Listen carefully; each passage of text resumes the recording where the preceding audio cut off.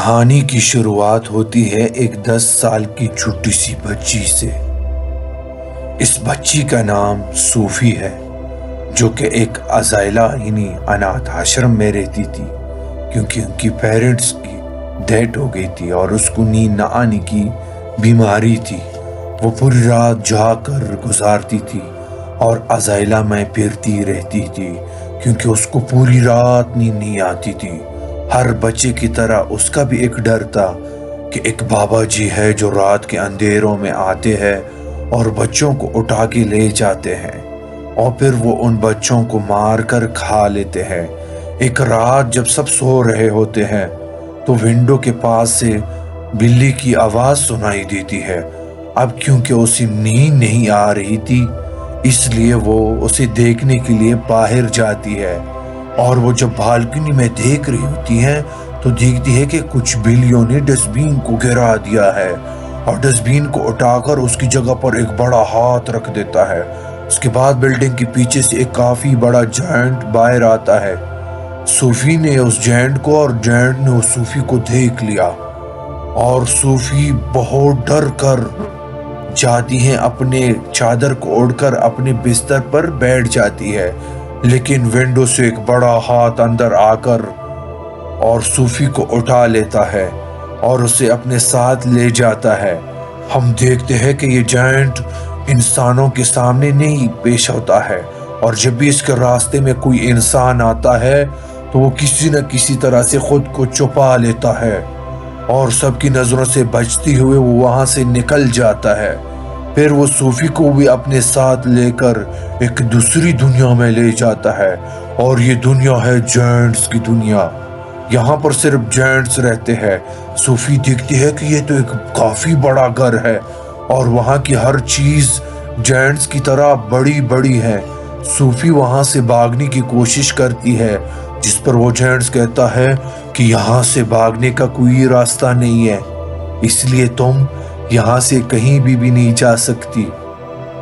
صوفی ڈر جاتی ہے اور وہ نوٹس کر لیتی ہے کہ یہ بہت برا جائنٹس ہے، اور وہ اس کو ایک فریفنڈ میں رکھ دیتا ہے اور کہتا ہے کہ مجھے بہت بھوک لگی ہے، مجھے اتنی بھوک لگ رہی ہے کہ مجھ سے کنٹرول نہیں ہو رہی۔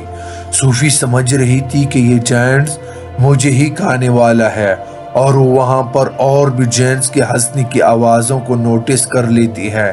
اس لیے وہ اس بوڑھے جائنٹ سے پوچھتی ہے کہ کیا یہاں پر اور بھی جائنٹس ہیں، جس پر وہ بوڑھا جائنٹس کہتا ہے کہ ہاں، یہاں پر اور بھی بڑے بڑے جائنٹس ہیں، اور وہ سارے جائنٹس گوشتخوار ہے، یعنی وہ انسانوں کو کچا ہی کھا لیتے ہیں، کیونکہ انہیں کسی بر انسان پہ ترس نہیں آتا، اور جو بھی ان کے ہاتھ لگ جاتا ہے وہ اس انسان کو نگل جاتے ہیں۔ یہ سن کر صوفی اور زیادہ ڈر جاتی ہے، اور اس لیے صوفی اس بوڑھے جائنٹ سے پوچھتی ہے تو کیا آپ بھی مجھے کھا لیں گے؟ جس پر بوڑھا جائنٹ کہتا ہے کہ نہیں، میں انسانوں کو نہیں کھاتا، کیونکہ میں ایک ویجیٹیرین یعنی سبزی خور جائنٹ ہوں، نہ کہ ایک گوشت خور۔ بوڑھا جائنٹ صرف سبزی کھا لیتا ہے، جو کہ ذائقے میں بہت ہی بوری ہوتی ہے، لیکن اس کے علاوہ وہ انسانوں کو نہیں کھاتا، اور اس سے یہ بات ظاہر ہوتی ہے کہ وہ ایک اچھا اور رحم دل جائنٹ ہے۔ وہ اس بوڑھے جائنٹ سے پوچھتی ہے کہ اگر آپ انسانوں کو نہیں کھاتے تو پھر آپ مجھے یہاں پر کیوں لے آئے ہیں؟ جس پر وہ بوڑھا جائنٹ کہتا ہے کیونکہ تم نے مجھے دیکھ جو لیا تھا، اور تم میرے بارے میں دوسروں کسی کو بتاتی، جس سے میری جان خطرے میں پڑ سکتی تھی، اور جس سے انسانوں کو ہمارا پتہ چل جاتا اور وہ یہاں پر آ جاتے اور ہم باقی جائنٹس کو بھی وہ مار ڈالتے، اور یہی وجہ ہے کہ مجھے تمہیں وہاں سے لانا پڑا، اور تم اب پوری زندگی یہیں پر گزارو گی۔ جس پر صوفی کہتی ہے کہ نہیں، میں تو یہاں سے بھاگ جاؤں گی۔ جس پر بوڑھا جائنٹ کہتا ہے کہ نہیں، تم یہاں سے جانے کی غلطی بھی مت کرنا، ورنہ باہر بیٹھے بڑے بڑے جائنٹس تم پر ترس نہیں کھائیں گے۔ اس پر وہ جائنٹ صوفی کو اٹھا کر ایک جگہ پہ رکھ دیتا ہے اور کہتے ہیں کہ تم تھوڑی دیر ریسٹ کرو، لیکن صوفی کو تو نیند ہی نہیں آ رہی تھی۔ پھر وہ دیکھتی ہے کہ وہ جینٹس اپنے بیگ سے کچھ بڑے بڑے بوتل نکال رہا ہے اور وہ بوتل میں چمکیلی سی چیز دیکھ رہی تھی۔ پھر وہ جائنٹ سے پوچھتی ہے کہ ان بوٹلز میں ایسا کیا ہے؟ اس پر وہ جائنٹس کہتا ہے کہ ان میں ڈریمز ہے، یعنی کہ خواب۔ صوفی کہتے کہ یہ میرے کسی کام کی نہیں ہے کیونکہ مجھے تو نیند ہی نہیں آتی، تو ڈریمز کا میرے کیا لینا دینا۔ لیکن جینس وہ والا بک پڑھنے لگتا ہے جو صوفی کے پاس تھی۔ اس بکس میں بہت ساری کہانیاں ہوتی ہے۔ بوڑھا جینٹس ان کہانیوں کو پڑھنے لگتا ہے جس پر صوفی کو نیند آ جاتی ہے۔ اس کے بعد وہ بوڑھا جینٹ ایک بوتل سے ڈریم نکال کر صوفی کو دے دیتا ہے۔ اسی دیر میں صوفی کی آنکھ کھل جاتی ہے اور وہ دیکھتی ہے کہ بوڑھا جینٹ ابھی سو رہا ہے، اور اس لیے وہ موقع کا فائدہ اٹھا کر اس گھر سے باہر نکلتی ہے اور وہاں سے بھاگنے کی کوشش کرتی ہے، لیکن تبھی اسے ایک کافی بڑا جینٹ پکڑ لیتا ہے، اور یہ سچ میں بہت ہی بڑا ہوتا ہے۔ صوفی اس جینٹ کو کہتی ہے کہ پلیز مجھے یہاں سے جانے دو، لیکن وہ جینٹ اس کی ایک نہیں سنتا اور اس کو نگل جاتا ہے۔ اس کے فوراً بعد صوفی کی آنکھ کھل جاتی ہے، جس کا مطلب یہ تھا کہ صوفی ڈریم دیکھ رہی تھی۔ جاگنے کے بعد وہ اس بوڑھے جینٹ سے پوچھتی ہے، مجھے پتا ہے کہ تم نے کیا ہے یہ، کیونکہ نہ تو مجھے نیند آتی تھی اور نہ مجھے سپنے آتے تھے، لیکن آپ نے مجھے سلایا اور یہ ڈریم دکھایا، وہ بہت ہی ڈراؤنا تھا۔ اس پر جان کہتا ہے کہ یہ مجھے کرنا پڑا، اور میں نے ایسا اس لیے کیا تاکہ میں تمہیں سمجھا سکوں کہ باہر گشتخوار جینٹ ہے اور وہ تمہارے لیے بہت بڑا خطرہ ہے، اس لیے تمہارے لیے بہتر ہوگا کہ تم یہیں پہ رہو۔ اور سمجھاتا ہے کہ یہاں پر جو جائنٹس ہے وہ مجھ سے سائز میں بہت بڑے ہیں، اور میں تو ان جائنٹس کے سامنے کچھ بھی نہیں ہوں، کیونکہ میں چھٹی پر جاتی کا جائنٹ ہوں اور بوڑھا بھی ہوں۔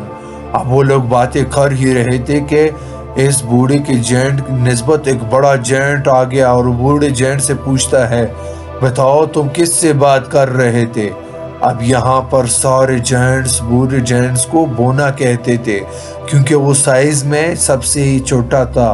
بوڑھا جینٹس جواب دیتا ہے کہ نہیں، میں تو کسی سے بات نہیں کر رہا تھا۔ اسی دوران صوفی دیکھ رہی ہوتی ہے اور چپ جاتی ہے۔ اس بڑے جینٹس کے ہاتھ پر چوٹ لگی ہوتی ہے، اس لیے وہ پٹی کروانے کے لیے یہاں پر آیا تھا بوڑھے جینٹ کے پاس۔ اب چونکہ وہ جینٹ گشتخوار تھا، اس وجہ سے اسے انسانوں کا خوشبو آ رہا ہے، اس لیے وہ وہاں پر بڑی ہر چیز کو دیکھنے لگتا ہے۔ تبھی صوفی اس سبزی کے اندر چلی جاتی ہے جو وہ بوڑھا جینٹ کھا رہا تھا، اور جب وہ جینٹ اس سبزی کو اسمیل کرتا ہے تو اسے اس میں سے انسان کی خوشبو آتی ہے۔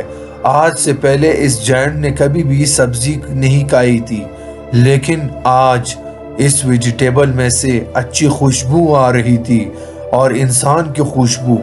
چونکہ اس میں سے صوفی جو تھی، اس لیے وہ جینٹ اسے کھانے لگتا ہے، لیکن یہ دیکھ کر وہ بوڑھا جینٹ اسے کہتا ہے کہ رکو، تم یہ نہیں کھا سکتے، کیا تم بھول گئے ہو کہ تم ویجیٹیرین نہیں ہو، ویجیٹیبل نہیں کھاتے ہو؟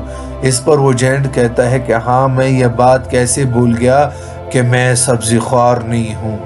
اس طرح سے صوفی کی جان بچ جاتی ہے، اور اس کے بعد وہ جینٹ وہاں سے چلا جاتا ہے۔ پھر اس کے بعد بوڑھے جینٹ کو کہیں جانا تھا، اور صوفی اس سے پوچھتی ہے کہ تم کہاں جا رہے ہو؟ جس پر وہ بوڑھا جینٹ کہتا ہے کہ میں کسی ضروری کام سے جا رہا ہوں۔ وہ پوچھتی ہے کہ کون سا ضروری کام ہے، لیکن وہ اسے کچھ بھی نہیں بتاتا۔